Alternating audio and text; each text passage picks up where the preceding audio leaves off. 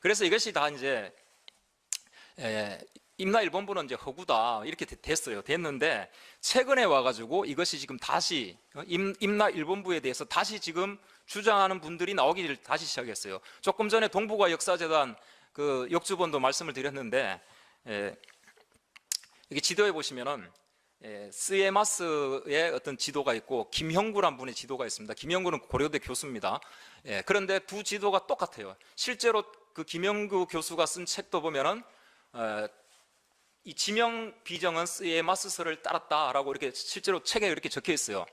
그리고 스에마스라는 사람은 임나흥망사라고 해서 임나일본부서를 완성을 시켜갖고 1949년에 이렇게 발표를 한 사람이에요.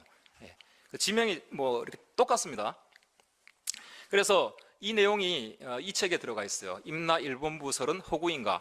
이게 지금 일본서기 내용이 워낙 맞지를 않기 때문에 이제 이게 허구로 이렇게 됐었는데 지금 이분이 다시 주장을 하는 거예요. 허구인가? 무엇을 지금 얘기를 하려고 하는 것 같습니까? 허구인가? 한번 다시 생각해보자. 뭐 이런 내용입니다. 지금 다시 한번 우리가 처음부터 다시 해보자. 뭐 이런 얘기예요. 그런데 이 사건이 이제 이덕일 그 한가람 역사문화연구소 소장님이 여기에 대해서 비판을 했습니다. 책에서 비판을 해가지고 어떻게 됐냐면 재판이 2심까지 갔어요. 아니 3심까지 갔죠. 대법원까지 이렇게 그런 뭐 이 학문 세계에서 초유의 사건이 이제 법원에서 이렇게 벌어지게 된 거예요. 그래서 1심에서는 어떻게 됐냐면은 그 이덕일 소장님이 유죄를 받았어요. 집행유예.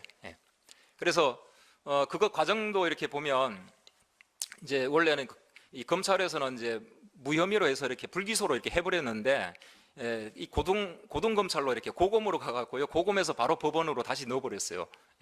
근데 그 고검 검사가 누구냐면 동북아 역사재단에 나가 있었던 파견 검사라는 겁니다.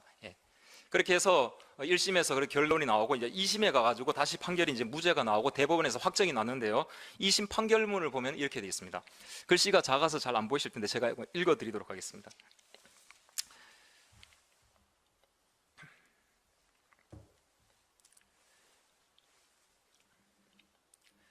자, 일단은 이덕일 소장님이 주장한 것은 허위 사실이 아니다라는 걸 먼저 얘기를 하고 있어요. 물론 이제 판결문이 긴데요.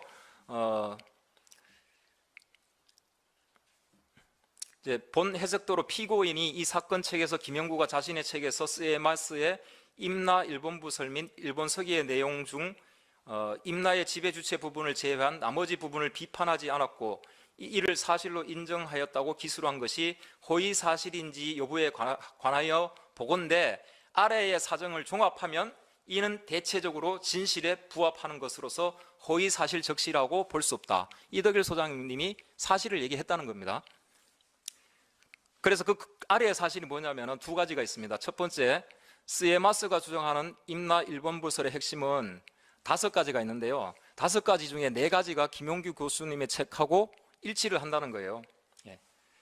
그 다음에 두 번째, 특히 이제 그 김영구는 자신의 책에서 가야 7개의 구국 지명에 관하여 특별한 경우가 아니면 지명 비정은 스에마스서를 따랐다 라 하였고 임나의 지배 광령을 표시함에 있어서도 별도의 인용 표시 없이 스에마스 학설에 따른 지도를 여러 차례에 걸쳐 그대로 실었다. 7번에 그 지도를 7번이나 실었어요.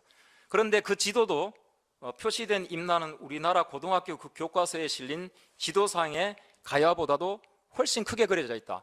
그러니까 일본 그 임나 일본부서를 완성한 스에마스 1949년에 그 설을 그대로 그냥 갖다 따른 거예요.